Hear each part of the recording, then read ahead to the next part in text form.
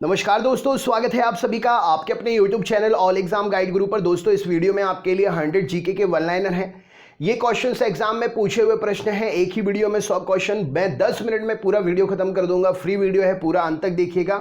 इस वीडियो के description box में मैं आपके लिए PDF की लिंक दे रहा हूं, जिसमें 2000 जीके के क्वेश्चंस, 1000 साइंस के क्वेश्चंस, 1200 पॉलिटी के क्वेश्चंस और 200 कंप्यूटर के क्वेश्चंस की PDF है। आप सभी PDF डाउनलोड करके याद कर लेना क्वेश्चंस और एग्जाम में अच्छे नंबर लाना और मेरिट में आना है, ठीक है ना। चलिए शुरू करते हैं वीडियो। सबसे पहला प्रश्न, जापानी सहयोग के द्वारा स्थापित किया गया नवीनतम और सबसे बड़ा शिपयार्ड भारत का कौन सा है? तो ये शिपयार्ड विशाखापत्तनम शिपयार्ड, जिसे हिंदुस्तान शिपयार्ड भी कहते हैं, इसका नाम है। द्रव चलित मशीनें किस सिद्धांत पर काम करती हैं? तो द्रव चलित मशीनें पास्कल के नियम पर काम करती हैं। राइट आंसर हो जाएगा। RH ने अपना ये नाम किस जानवर से लिया? तो RH ने अपना नाम बंदर से लिया, रीसस नाम के बंदर से। जलप्रपात के नीचे का पानी का तापमान जो है ऊपर की अपेक्षा अधिक होता है, क्यों? तो गिर रहे जल की गतिज ऊर्जा ऊष्मीय ऊर्जा में बदल जाती है, इसीलिए नीचे का पानी गर्म रहता है ऊपर की अपेक्षा।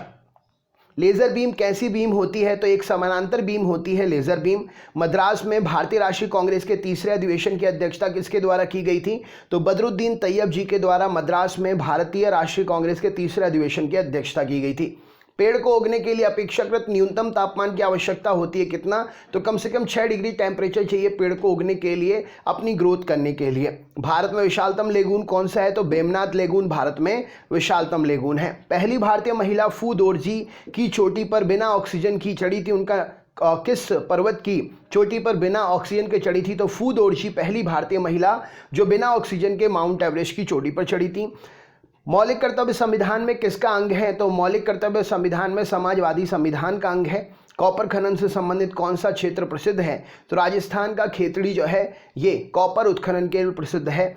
कुरिंजी पुष्प के 12 वर्ष में एक बार खिलने का कारण क्या है? तो प्रकाश की अवधि के कारण नील कुरिंजी फूल जो है 12 वर्ष में एक बार खिलता है। राइट आंसर हो जाएगा। संसार में सबसे तेज बढ़ने वाला पौधा कौन सा है? तो बांस संसार में सबसे तेज बढ़ने वाली घास है। राइट आंसर हो जाएगा। वीडी सावरकर 1940 में अभिनव भारत की स्थापना किस रूप में की थी? तो एक वीडी सावरकर जो है 1940 में अभिनव भारत की स्थापना क्रांतिकारी संगठन के रूप में की थी, जो देश के लिए, देश की रक्षा के लिए, देश की स्वतंत्रता के लिए प्रतिबद्ध थे। गांधी जी ने किस गोलमेज सम्मेलन में भाग लिया था? तो गांधी जी ने केवल दूसरे गोलमेज सम्मेलन में भाग लिया था। हर्षवर्धन की मृत्यु कब हुई थी? तो 647 ईस्वी में हर्षवर्धन की मृत्यु हुई थी। शिवाजी के धार्मिक गुरु कौन थे? तो गुरु रामदास जी शिवाजी के धार्मिक गुरु थे। कौन सा स्टील संयंत्र 1965 ईस्वी में पश्चिमी जर्मनी के सहयोग से शुरू किया गया था? तो राउरकेला स्टील प्लांट जो है 1965 में पश्चिमी जर्मनी के सहयोग से शुरू किया गया स्टील पावर प्लांट था। अंडज स्तनी कौन सा है? तो मोनोट्रेम प्लेटिपस जो है अंडा देने वाला स्तनधारी है। राइट आंसर है। एक वयस्क पुरुष के लिए सामान्यतः हीमोग्लोबिन की मात्रा 100 ml रक्त में कितनी होनी चाहिए? तो 14.5 ग्राम हीमोग्लोबिन होना चाहिए 100 ml रक्त में।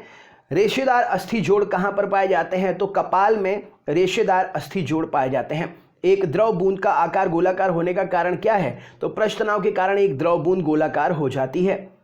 पहला ग्राफिकल यूजर इंटरफेस किस कंपनी के द्वारा बनाया गया था? तो GUI ग्राफिकल यूजर इंटरफेस पहला जेरोक्स कंपनी के द्वारा बना था। किस मुगल सम्राट को हिंदी गीतों की रचना का श्रेय प्राप्त हुआ? तो जहांगीर को हिंदी गीतों की रचना का श्रेय प्राप्त हुआ। एकाधिकार का उदाहरण सबसे अच्छा क्या है? तो भारतीय रेलवे एक एकाधिकार का अच्छा उदाहरण है। रामकृष्ण मिशन की स्थापना किसके द्वारा की गई थी? तो स्वामी विवेकानंद जी के द्वारा रामकृष्ण मिशन की स्थापना की गई थी। किसी अमलगम का एक घटक सदैव क्या होता है? तो मरकरी पारा जो है किसी अमलगम का सदैव एक घटक होता है। भारत में कुल कितने प्रमुख बंदरगाह हैं? तो भारत में 200 तकरीबन बंदरगाह हैं, छोटे मोटे, लेकिन प्रमुख बंदरगाह जो हैं 12 हैं। भारत की कॉफी अनुसंधान संस्थान कहां पर है? तो वायनाड में भारत का कॉफी अनुसंधान संस्थान है। किस कारण से स्टोन कैंसर होता है? तो रेडियोधर्मिता के कारण स्टोन कैंसर होता है। वायुयान का आविष्कार किसके द्वारा किया गया था? तो ऑरविल राइट और बिल्बर राइट के द्वारा वायुयान का आविष्कार किया गया था। किस वर्ष भारत के राष्ट्रपति ने आंतरिक अव्यवस्था के कारण आपातकाल की स्थिति लागू की थी? तो 1972 में आंतरिक अव्यवस्था के कारण आपातकाल की स्थिति लागू की थी। कौन राज्य में योजना बोर्ड के अध्यक्ष के रूप में काम करता है? तो राज्य में योजना बोर्ड के अध्यक्ष के रूप में मुख्यमंत्री काम करते हैं। कनिष्क किस वर्ष राज सिंहासन पर बैठा था? तो 78 ईस्वी में 78 ईस्वी में कनिष्क राज सिंहासन पर बैठा था। डेटाबेस मैनेजमेंट का उदाहरण क्या है? तो पैराडॉक्स यानी कि पाई चार्ट और जो आपके बार ग्राफ होते हैं, ये डेटाबेस मैनेजमेंट का उदाहरण है। इनमें अच्छा खासा डेटा आराम से आप मैनेज करके बता सकते हैं पाई चार्ट के थ्रू, बार ग्राफ के थ्रू। नेक्स्ट क्वेश्चन, WTO किस वर्ष अस्तित्व में आया था? तो 1995 में WTO अस्तित्व में आया था। राइट आंसर है। ब्लू प्लेनेट किसे कहते हैं? तो पृथ्वी को ब्लू प्लेनेट कहा जाता है। मछली का एयर ब्लैडर किस प्रकार काम करता है? तो द्रव स्थैतिक अंग के रूप में मछली का एयर ब्लैडर काम करता है। अरविंद घोष को किस मामले में गिरफ्तार किया गया था? तो अलीपुर बम मामले में अरविंद घोष को गिरफ्तार किया गया था। सुभाष चंद्र बोस ने कांग्रेस से निकलने के बाद में किस पार्टी की स्थापना की थी? तो सुभाष चंद्र बोस ने कांग्रेस से निकलने के बाद में फॉरवर्ड ब्लॉक की स्थापना की थी। बैटरी में कौन सा एसिड संग्रहित होता है? तो सल्फ्यूरिक एसिड बैटरी में संग्रहित होता है। फूल गोभी का कौन सा भाग खाया जा सकता है? तो ताजा पुष्प समूह फूल गोभी का भाग जो है खाया जा सकता है।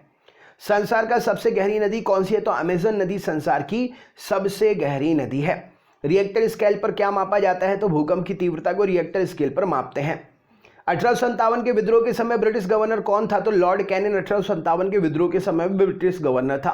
टिहरी बांध कौन सी नदी पर और कहां पर स्थित है? तो टिहरी बांध भागीरथी नदी पर उत्तरांचल में उत्तराखंड में स्थित है। हरिप्रसाद चौरसिया एक विश्व प्रसिद्ध क्या थे? तो हरिप्रसाद चौरसिया विश्व प्रसिद्ध बांसुरी वादक थे। एफिल टावर कहां पर है? तो एफिल टावर पेरिस में स्थित है। दयानंद सरस्वती जी का नाम क्या था? तो मूल शंकर दयानंद सरस्वती जी का नाम था। कन्नड़ भाषा के आदि कवि कौन थे? तो पंपा कन्नड़ भाषा के आदि कवि थे। मैडम क्यूरी को विज्ञान के क्षेत्र में कितने बार नोबेल पुरस्कार मिला था? तो मैडम क्यूरी को विज्ञान के क्षेत्र में 2 बार नोबेल पुरस्कार मिला था। दुनिया का सबसे बड़ा द्वीप कौन सा है? तो ग्रीनलैंड दुनिया का सबसे बड़ा द्वीप है। जिन्ना को कायदे आजम की उपाधि किसने दी थी? तो गांधी जी ने जिन्ना को कायदे आजम की उपाधि दी थी। भारत की सबसे पुरानी गुफा कौन सी है? तो भीमबेटका की गुफा भारत की सबसे पुरानी गुफा है। काराकोरम हाईवे किसको किससे जोड़ता है? तो पाकिस्तान को चीन से काराकोरम हाईवे जोड़ता है। लोहे में जंग लगने का मुख्य कारण क्या है? तो ऑक्सीजन और नमी लोहे में जंग लगने का मुख्य कारण है। नीली क्रांति का संबंध कौन से उद्योग से है? तो मछली उद्योग से संबंधित है नीली क्रांति। परम शून्य तापमान कितना होता है? तो -273.15 डिग्री सेंटीग्रेड तापमान परम शून्य तापमान कहलाता है। गोमतेश्वर की मूर्ति कहां पर है? तो कर्नाटक में गोमतेश्वर की मूर्ति है। मानव शरीर का सर्वाधिक कोलेस्ट्रॉल बनने वाला स्थान कौन सा होता है? तो यकृत मानव शरीर का सबसे अधिक कोलेस्ट्रॉल बनने वाला स्थान होता है। आर्य लोग भारत में कहां से आए थे? तो मध्य एशिया से आर्य लोग भारत में आए थे। अमेरिका के राष्ट्रपति कौन से थे जिसने जापान के हिरोशिमा पर परमाणु बम गिराने का आदेश दिया था? तो अमेरिका के राष्ट्रपति का नाम था हेनरी ट्रूमैन, जिसने जापान के हिरोशिमा पर परमाणु बम गिराने का आदेश दिया था। भारतीय पेट्रोलियम संस्थान कहाँ है? तो देहरादून में भारतीय पेट्रोलियम संस्थान है। अंतर्राष्ट्रीय हॉकी मैच खेलने का सामान्य समय कितना है? तो 70 मिनट अंतर्राष्ट्रीय हॉकी मैच खेलने का सामान्य समय है। बैटरी में सामान्यतः कौन से अम्ल का प्रयोग होता है? तो सांद्र सल्फ्यूरिक अम्ल का प्रयोग होता है बैटरी में। दीर्घ ध्वनि की इकाई क्या है? तो ध्वनि की इकाई है डेसिबल। अनुच्छेद 24 के तहत क्या किया गया है? तो बाल श्रम को निषेध बतलाया गया है अनुच्छेद 24 के तहत। भारत एवं श्रीलंका के बीच में कौन सी खाड़ी है? तो मन्नार की खाड़ी है भारत और श्रीलंका के बीच में। मनसबदारी प्रथा का प्रयोग भारत में सर्वप्रथम किसने किया था? तो अकबर ने मनसबदारी प्रथा का प्रयोग सबसे पहले किया था। भारत के राष्ट्रीय ध्वज की लंबाई और चौड़ाई का अनुपात कितना है? तो भारत के राष्ट्रीय ध्वज की लंबाई और चौड़ाई का अनुपात 3:2 है। बुध ग्रह सूर्य की परिक्रमा कितने दिन में लगाता है? तो बुध ग्रह सूर्य की परिक्रमा 88 दिन में लगाता है। पाकिस्तान के साथ 1965 में युद्ध के समय भारत के राष्ट्रपति कौन थे? तो एस राधाकृष्णन 1965 में युद्ध के समय पाकिस्तान से युद्ध के समय भारत के राष्ट्रपति थे।